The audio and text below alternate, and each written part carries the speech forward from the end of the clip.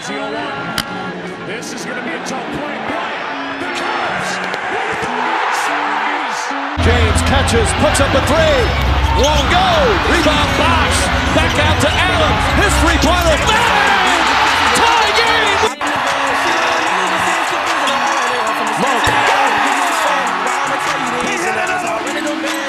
Back today, so I got time to be tripping or writing no love song. Yeah, writing no love song. We all experience love loss. Yeah. What's going on, everybody? This is Parker with Take His Whistle, and we got more Kentucky basketball news because it has been quite the eventful weekend. We've had some really high highs and some really low lows this weekend. It's kind of been crazy. I wanted to make a video initially when I saw the reaction, but of our new hire, and I just waited to see the press conference, and that was absolutely insanity. So let's just get right into it. Kentucky has hired Mark Pope as our new head basketball coach. Mark Pope most recently coached at BYU. He was also he's a Kentucky alum. Helped us win our 1996 national championship alongside another familiar face, Jeff Sheppard, Reed Sheppard's father. But they brought home the 96 championship, and just, man, what a refreshing feeling it is to have a coach. Put that behind us. We have a coach. It is what it is now. It was a pretty eventful couple of days. Mixed reactions, definitely, by the entire fan base. It started out with Dan Hurley. You know, we had to give him a call just to see what his initial reaction was to it. We got him to consider it. That's probably more than most schools could ever dream of with Dan Hurley. We got him to sit down and really consider it. Ultimately, he said no. You know, I mean, he's coming off back-to-back national championships. I didn't think he would take it. It was a long shot to begin with. Next on our list was Scott Drew from Baylor. And from what I have kind of read, Drew was basically right there as far as, like, getting the deal done. Things turned out, and it seemed as if his family and him just didn't necessarily think it was the right time to pull the trigger on such a big job like that. So ultimately, Drew declined the offer to come to Kentucky. And then we're kind of stuck with, who do we go to next, right? We could try to go after Billy Donovan, who is coaching the Chicago Bulls, who are in the play-in tournament, so their season is going to be extended. It's not over now. They still have at least one more game to play. So you could either wait for that, which is practically another whole week of us not having a coach. And this is a pretty vital week not to have a coach, especially in our situation right now, which I'll talk about a little bit later. So we could either wait for Billy Donovan, or we could hire someone like a Bruce Pearl or someone of that caliber, kind of higher in the echelon of coaches, in my opinion, but not that necessarily in that elite category of the Dan Hurleys, of the Nate Oates, that kind of eliteness of coaching. So we would definitely have to take a step back, or, like I said, wait for Billy Donovan. And then, I don't want to say out of the blue, but kind of out of the blue, Mark Pope gets hired. I think the initial reaction from the fan base was kind of a more of a shock. Like, we were just in conversation with Dan Hurley, and then less than 24 hours, it looked like we're hiring Mark Pope, right? What happened? What happened to drop that low in the coaching rankings? Well, Mitch Barnhart came out and was like, look, I genuinely feel like Mark Pope is the correct choice here, right? Obviously, Dan Hurley. Obviously, Nate Oates. Obviously, Scott Drew is 1, 2, 3.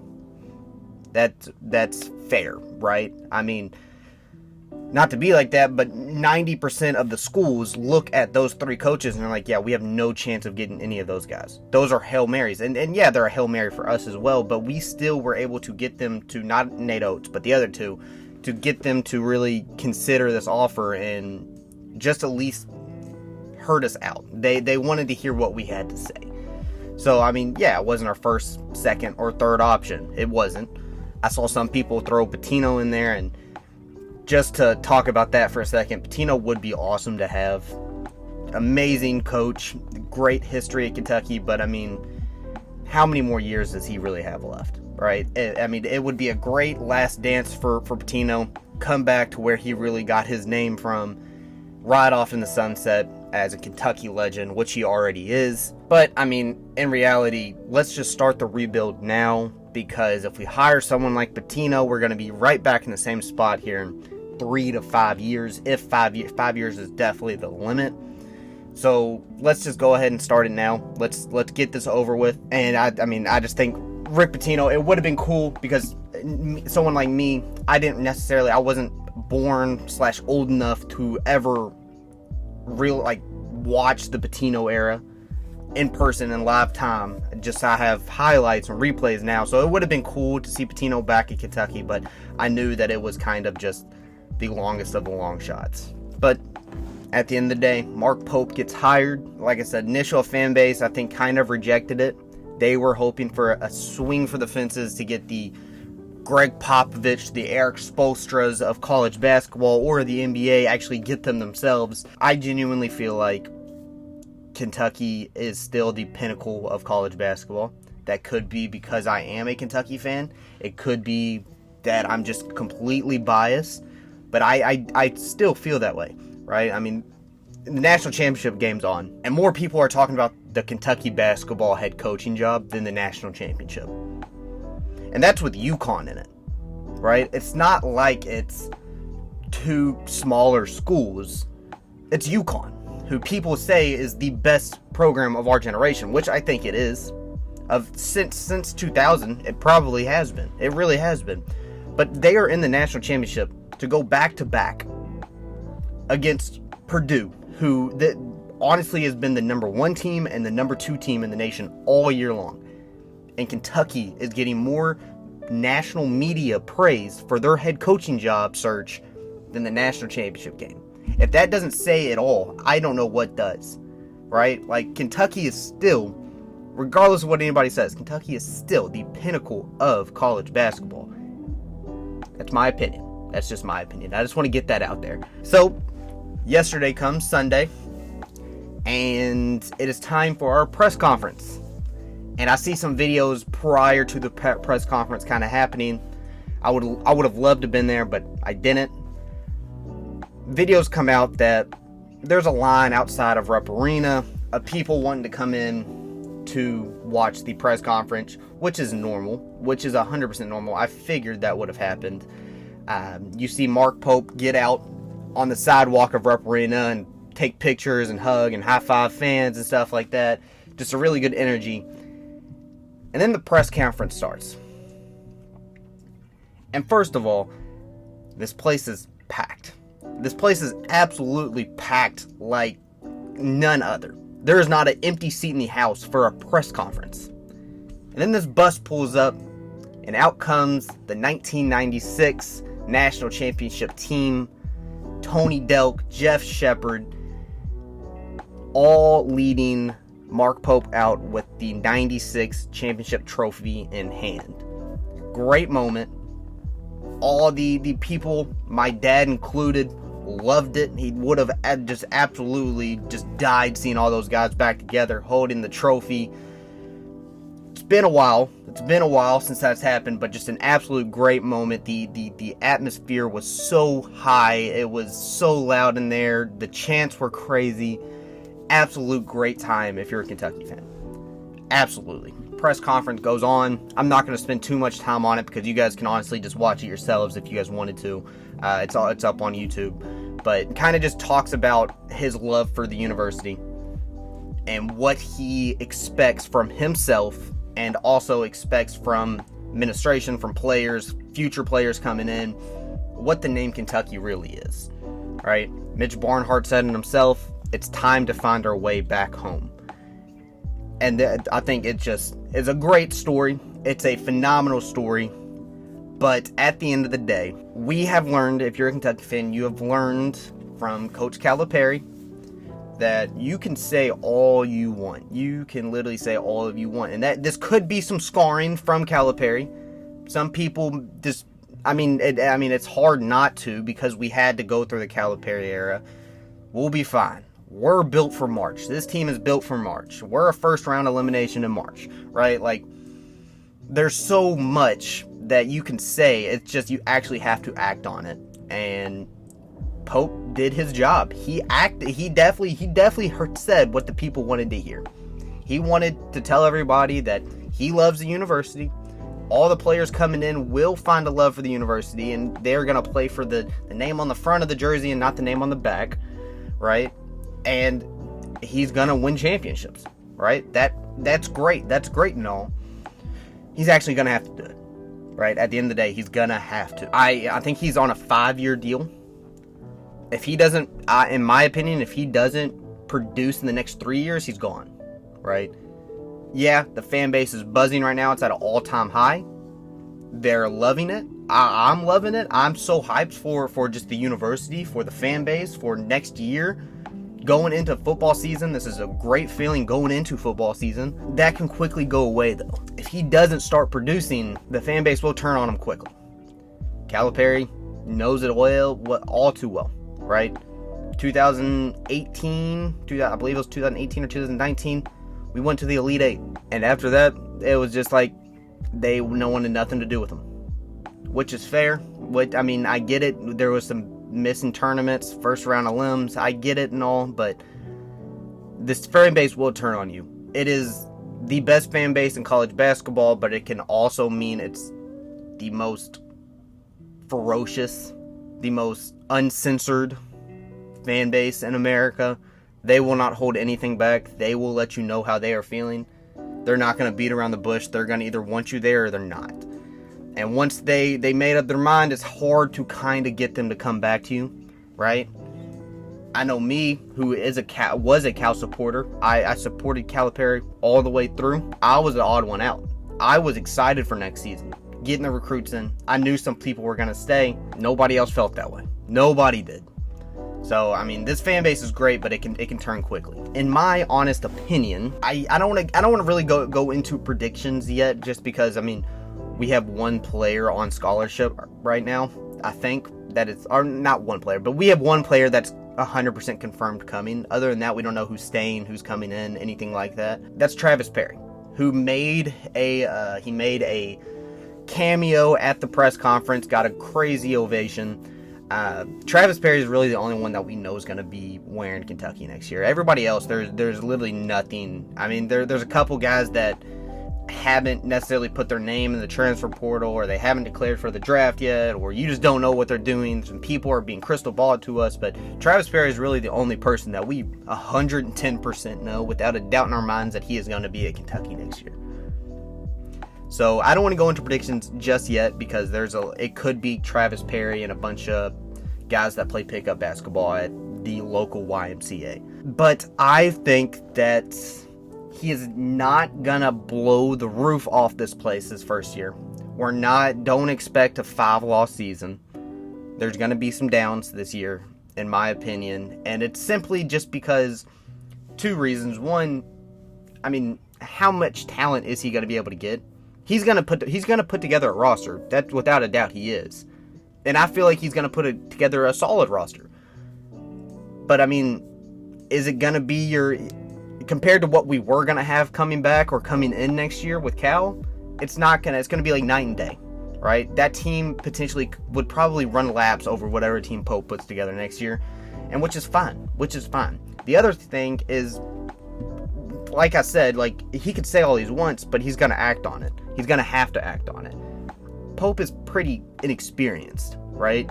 He hasn't had too much college basketball coaching just experience in general. He's a great X and O guy. He knows how to run plays. He is definitely an offensive-minded coach. He was second in the nation.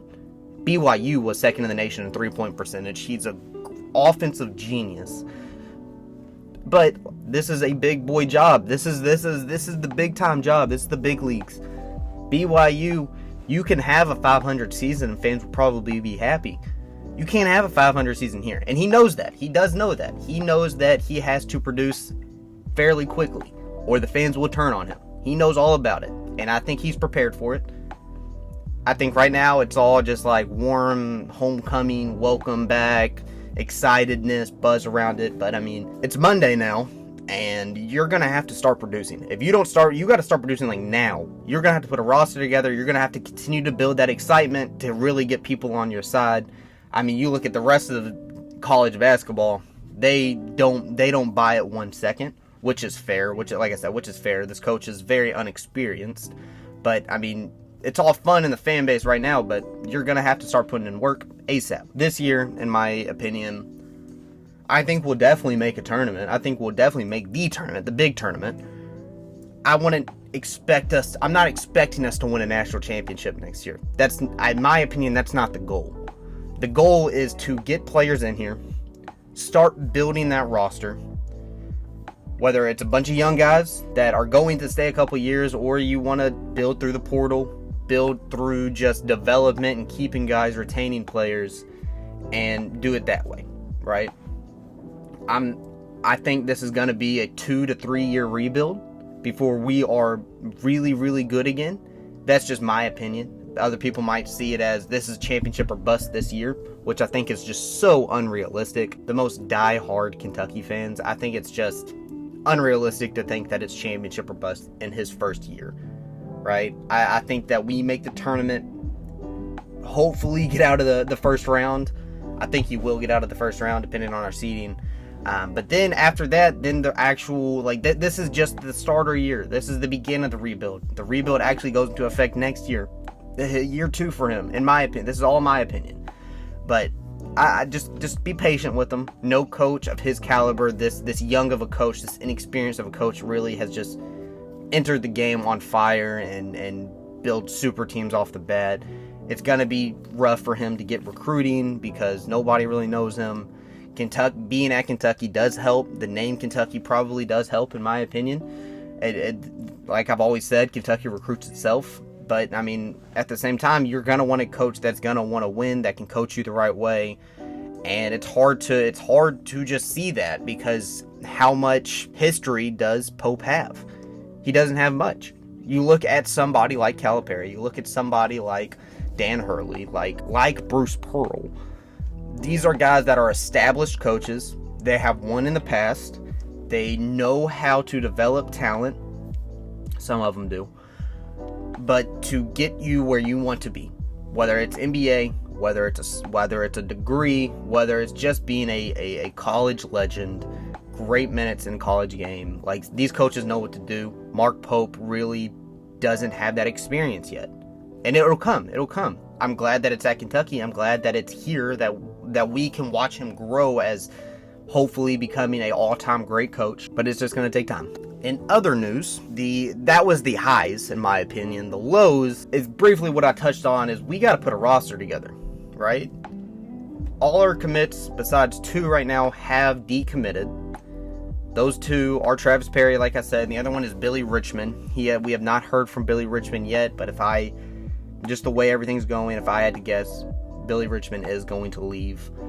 Most recently, Boogie Flan has decommitted, and obviously Jaden Quinitz, which Josh might actually be making a video here soon about it. Jaden Quinitz is actually going on a visit to Louisville, which is a crazy turn of events. Kind of questioning me because I see him decommit and I'm like, all right, I understand it. You probably want to go to the league. You want a coach that's going to get you to the league, like in Arkansas, like Calipari at Arkansas, something like that, and go to Duke, where these are programs that have coaches that are fairly established coaches. But going to Louisville, it's practically like leaving one situation and joining the exact same situation. Louisville, new coach, new system, practically new program. So, I mean, it's kind of a head scratcher in my opinion, but I mean, if he wants to go to Louisville, he thinks that's best for him, then more power to him. I'll support him. He wanted to go to Kentucky. And that's the thing. That really is a thing about all these commits that are decommitting. People are upset about it. I mean, to be fair, obviously the goal is the NBA, right? But these guys decommitting because of Calipari leaving or Mark Pope coming in, these guys clearly did not care about playing at Kentucky. They just wanted to use Kentucky as a stepping stone, and that's what you see a lot of these players in the NBA now. They just use Kentucky as a stepping stone to get to the NBA. They didn't really care about the university. They didn't care about the history, the name on the front. They just cared about themselves and going to the NBA. And like I said, like, that's the goal, is to get to the NBA. I'm not saying that at all. Like, you want to go to the NBA. Who wouldn't? I would want to. But it's also nice to know, like, you can still make the NBA and still hold Kentucky close to your heart, right? John Wall is a great example of it, right? He was one of the first in the John Calipari experiment. He loves Kentucky, still does to this day. Absolutely adores Kentucky. Reed Sheppard, if he stays or goes, he's going to always love Kentucky. He is going to have such a close spot to Kentucky. He's going to be a Kentucky legend forever, even if it is just this one year that he went there. It's just nice to know that players in the future that are coming in are going to have definitely a different understanding for the University of Kentucky than just knowing it as a farm system for the NBA. Not really thinking twice about it once you leave.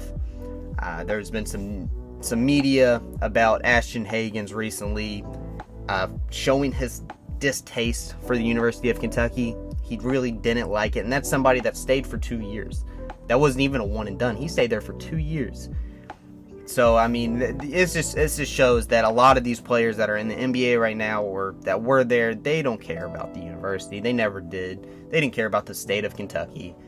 And so it's going to be nice to see that some of these players are legitimately going to care. They're going to care. After they're in the NBA, after they get their degree, they go to be doctors, whatever it may be, they're going to look back and really enjoy their time at Kentucky and be proud to say that Kentucky was their alma mater. And it's really refreshing. It's a nice buzz around the university. It's exciting time just to see that. But other than Travis Perry and everybody else, we don't know. There's so many question marks. We got people in the portal like Adu Thiero, Big Z, DJ Wagner. A lot of those guys, they haven't made a decision. DJ Wagner's the most recent to entered the portal today.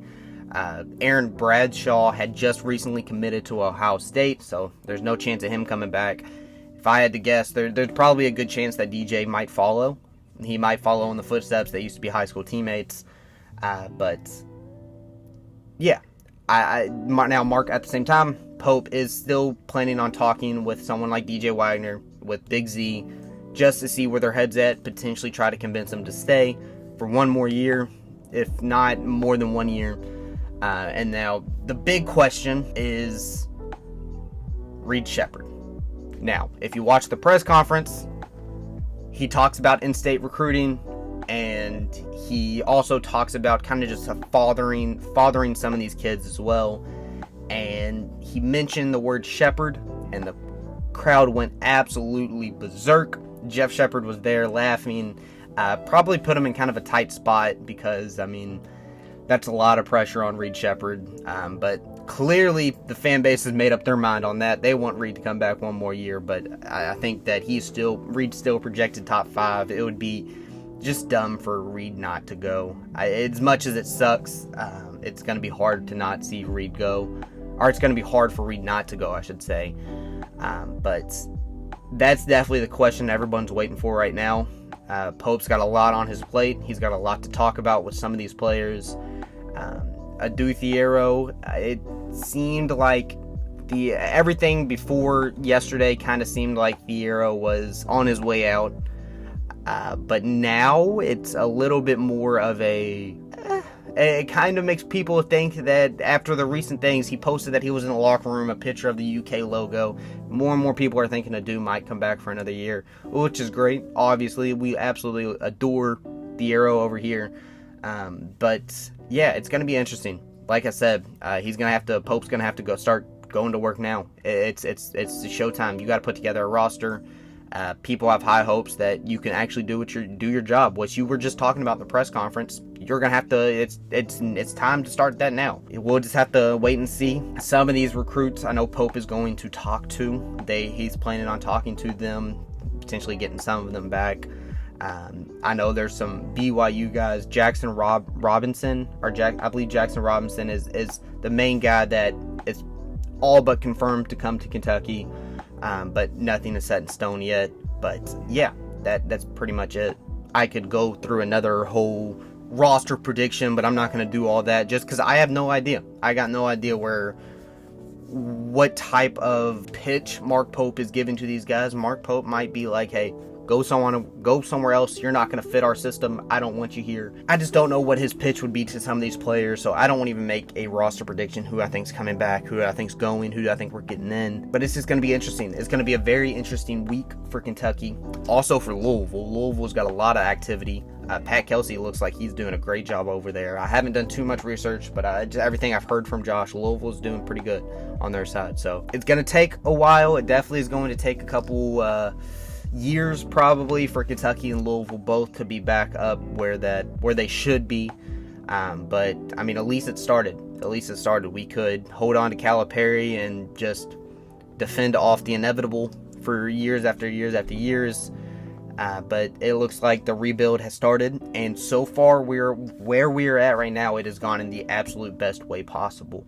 I don't think there's another school out there that would get the fan base aura, the reaction, the attendance for a press conference as Kentucky will give that gave Mark Pope. I just don't think that any other school has that in them. I don't think they hold Kentucky. They don't hold basketball that deeply as Kentucky does. But at the end of the day, I feel like this week we're gonna start seeing where, if I had to guess, we're gonna finally hear Reed Sheppard's final decision, whether he's staying or going. In my honest opinion, I think that Reed is leaving. I think that he is gonna go to the draft. It'd be dumb for him not to go, right? This draft class, like everybody has said all year, this draft class is not the best. More than likely, this is going. It doesn't matter if Reed repeats the same exact season next year. This is definitely going to be the highest he ever will be. So, I mean, you can take that now, which is probably the smartest option for him. And I think the fan base needs to be behind him for that, right? Like, you know, Reed Sheppard would be back in a heartbeat if he wanted to, he would be back. And that's why we haven't heard anything yet, because I think that Reed wants to come back. He wants to. Like I said, I mean, you're top 5 in the NBA draft. You gotta go. And so I hope the fan base supports him for that, right? This is not just your average one and done. Your Karl Anthony Towns, that projected number 1 overall type of thing. You're like, oh yeah, he's leaving. Like, the fact that Reed Sheppard is seriously a top 5 projected pick and he's still deciding to, at least considering coming back, that should just be all the ovation. He should still get an ovation from that alone, because we haven't seen that in years. So, but my honest opinion, I think Reed's gonna leave. As far as Big Z, Wagner, Diarra, it's 50-50 right now. Some of these recruits, hopefully he can get. Me personally, I hope he can somehow convince Boogie to come back. But it's just gonna be a journey. This week's gonna be very interesting. I'll probably make another video come this time next week, kind of talking about exactly what has transpired over this upcoming week. But other than that, that's going to do it for me. Just a quick little recap video of this weekend. If you have any concerns, questions, anything like that, I'm free to talk in the comments. I would love to hear it. But other than that, this is Parker. Peace.